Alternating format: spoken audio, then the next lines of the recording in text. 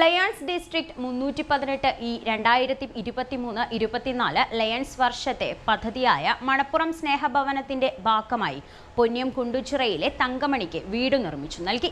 കതിരൂർ ഗ്രാമപഞ്ചായത്ത് president P Sanil വീടിന്റെ താക്കോൽ കൈമാറ്റം നിർവഹിച്ചു. കാസർഗോഡ്, കണ്ണൂർ, മാഹി, വയനാട്, കോഴിക്കോട് റവന്യൂ ജില്ലകൾ ഉൾപ്പെടുന്ന ലയൺസ് ഡിസ്ട്രിക്ട് 318E-2023-24 ലയൺസ് വർഷത്തെ പദ്ധതിയാണ് മണപ്പുറം സ്നേഹഭവനം പദ്ധതി. പദ്ധതിയുടെ ഭാഗമായി പൊന്ന്യം കുണ്ടുച്ചിറയിൽ തങ്കമണിക്ക് നിർമ്മിച്ചു നൽകിയ വീടിന്റെ താക്കോൽ കതിരൂർ ഗ്രാമപഞ്ചായത്ത് പ്രസിഡന്റ് പി സനിൽ കൈമാറി. സമാന രീതിയിൽ തന്നെ മികച്ച പ്രവർത്തനങ്ങൾ ഇപ്പോൾ നടത്തിക്കൊണ്ടിരിക്കുന്നു.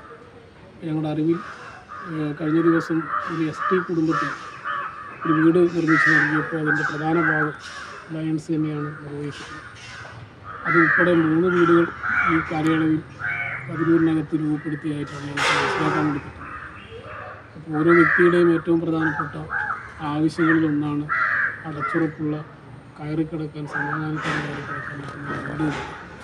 ടി.കെ. രജീഷ് അധ്യക്ഷത വഹിച്ചു. Ward member Savithri, Ponnyam Krishnan, KC Chandran, Anoop Keloth, VV Venunath, Rajagopal, Rajesh Krishnan തുടങ്ങിയവർ സംബന്ധിച്ചു.